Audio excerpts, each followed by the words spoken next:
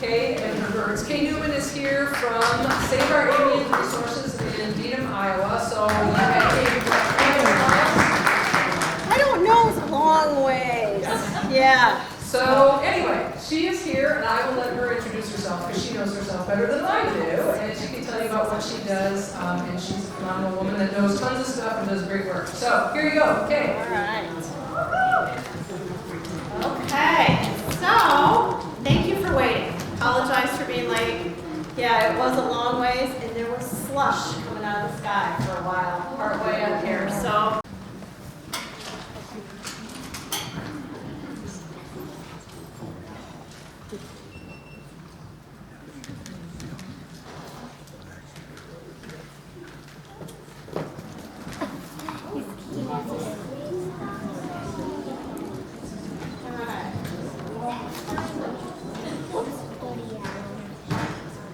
So we're going to start small and work our way up. I think it's going to be the method here. And so this one is our smallest education bird. Yeah, and you can see that he's not absolutely thrilled about this whole situation. And so this one is our saw-whet owl. Saw-whet owl. Yeah, so he is a winter visitor, and I'm going to kind of talk about owls in Iowa because that's usually, that's what we deal with. I didn't study up on my owls in southeastern Minnesota, but in Iowa, saw-whet owls do not nest in our state. They are simply winter visitors, and so they want to nest further north. They're cavity nesters, want to nest in burrow woodpecker cavity up in a pine tree up in northern Minnesota or Wisconsin or on up into Canada. These guys are very migratory, and so they come to our state. Some of them, I think, just go right on through. A lot of them stay, and you can imagine this is as big as he's going to get. He's not going to get any bigger than this. And so you can imagine trying to catch a mouse through, I think they were saying 2, 3, 4 feet of snow up in northern Minnesota. That's probably just not going to happen for you, being this size. And so they head further south to find some open grassy areas to be able to hunt in. And the habitat that we find them in Iowa, we don't have a lot of pine trees. Iowa's not a piney evergreen state. We have cedar trees. Yeah, people that have pastures are like, oh, they're weeds. But for wildlife, cedar trees are really, really good winter cover. And so old pasture areas with a big draw running through them, those are the places that we go in the wintertime to look for our saw-whet owls.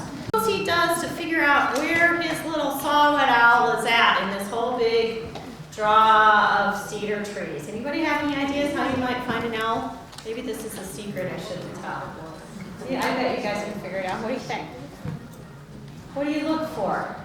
Well, and I think we have volunteers that are taking care of this today. If it happens here on the floor, yeah, he gets down on his belly and looks underneath these cedar trees and looks for the whitewash. Usually, if they have found a good owl, looks for owl.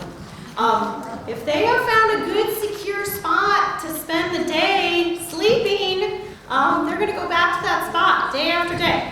And they'll end up with a little whitewash spot underneath their roost spot, plus the pellets. And so you know the owls, he will eat a whole mouse. He won't peel it. He'll eat the skin, he'll eat the fur, he'll eat the bones.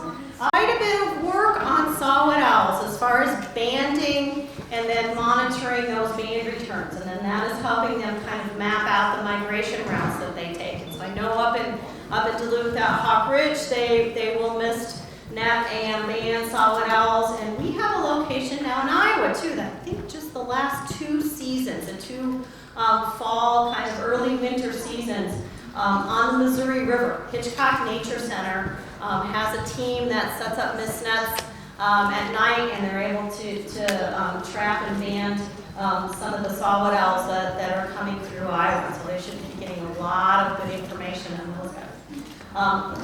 This is the radius and ulna, so the 2 middle bones in the wing.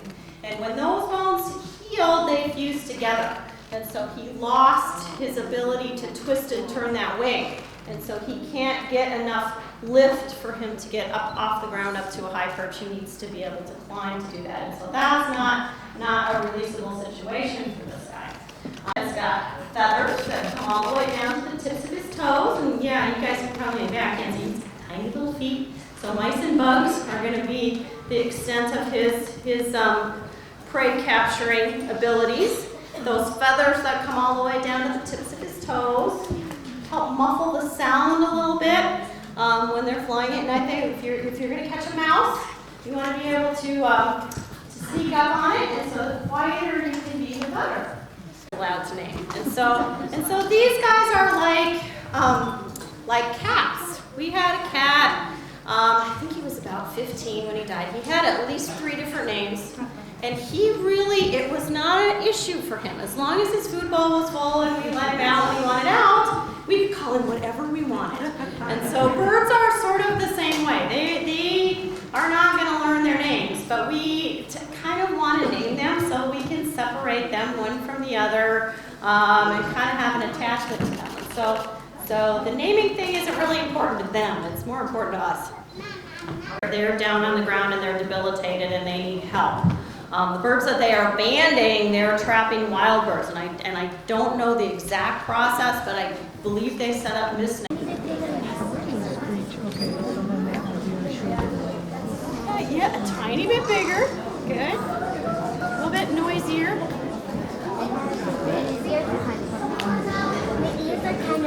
Okay, so this one already commenting up front, a little bit bigger, just a tiny bit bigger, probably 10, 15 grams bigger. I think our sawwhet weighs right around 75 or 80 grams, which is not, I've been trying to find a candy bar, they're all usually bigger than that. This guy weighs right around maybe 100 grams, 105. This one is a screech owl. Screech owl. So see the red, kind of like red face, and so he has got, it's a lot like some people have red hair, some people have brown hair, some people have blonde hair. And so with screech owls, you can look into a nest of screech owls, and half of them will be gray, and the other half of the babies will be red. And they're kind of the opposite of our sawwhet owls. They don't do a lot of moving around. They're usually going to stay in one spot once they found a good place to nest and have set up a territory, whereas our sawwhet owls are traveling all over the place. They're migratory species in the fall and in the spring. These guys are going to stay in one spot, and that's where they're going to be once they have a good territory set up. They are also cavity nesters, so they're going to look for a hole in a tree. And in Iowa, we do have woodpeckers, but not the great big ones like you guys have up here. And so they might be looking more for a place where a squirrel has widened out and made a cavity in a tree. They'll also nest in buildings. And so these guys have become very urban. Screech owls it might have to do with more people being around and finding them. We get quite a few calls for screech owls in town. And people will see them in their yards. And most people want to have big trees in their yards. Big shade trees are a valuable yard tree. And usually up in those trees there's a little broken off branch or something. They will also use nooks and crannies in buildings. And so they get in trouble when they try to go down chimneys. So he's going to be a mouser. That's definitely what they're going to be after is mice.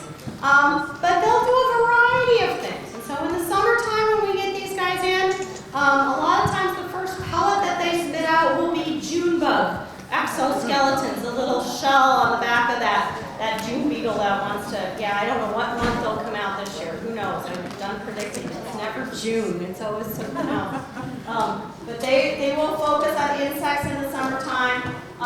And the kids, when we do programs, they always want birds to eat worms. Owls, they're really not much of a worm eater. Take quite a few worms to fill these guys up. But I actually saw a screech owl fly down and eat an earthworm. So, yeah, everywhere. It's just starting to get dark and a little screech owl popped up on the road sign and flew down and grabbed an earthworm, flew back up the sign and ate it. And I think he did that about. I'm going to talk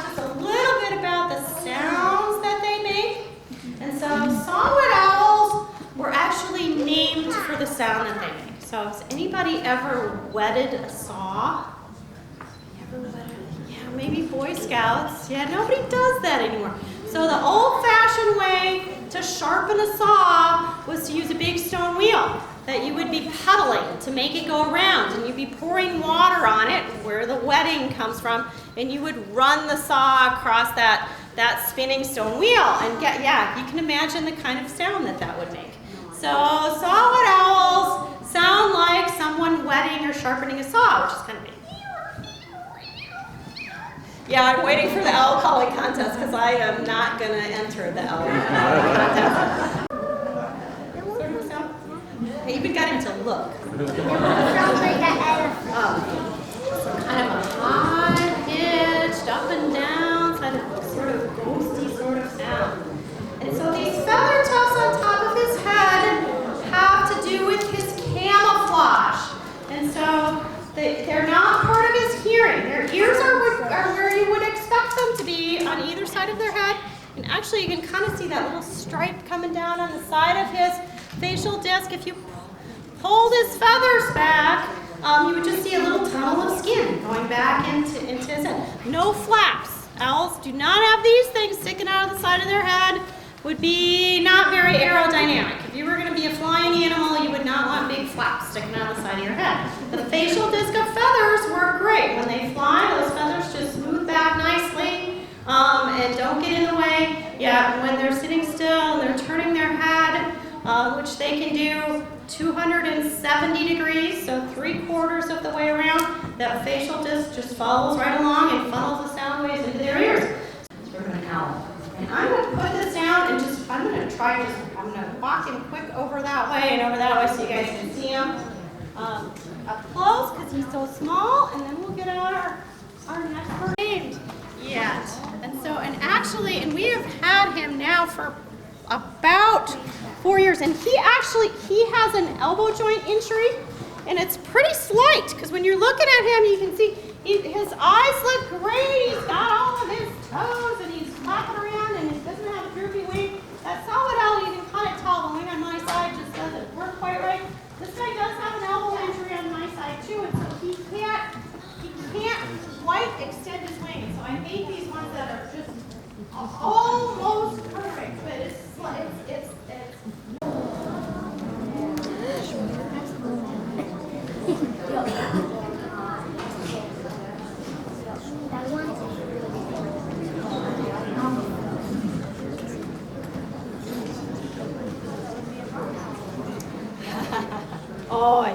Oh, good. You thought it was going to be. Yeah, we were just kind of grabbing out of the car here. So this one, let's see if you guys can guess. Let's get him arranged up here. All right, this one. So my favorite game when someone calls with an injured bird is to play identify the bird over the phone. And I've gotten pretty good at it. And so one of the questions that I always ask, and everyone's always puzzled as to why, I want to know what color their eyes are. Because that separates a lot of the different species by looking at eye color. Owls, I know if I have yellow eyes, I don't have a barn owl, I don't have a barred owl. I have something else, and then we kind of talk about size, and then we talk about color, and do some of those things over the phone, feather tufts, and things like that. Every once in a while, I get it right.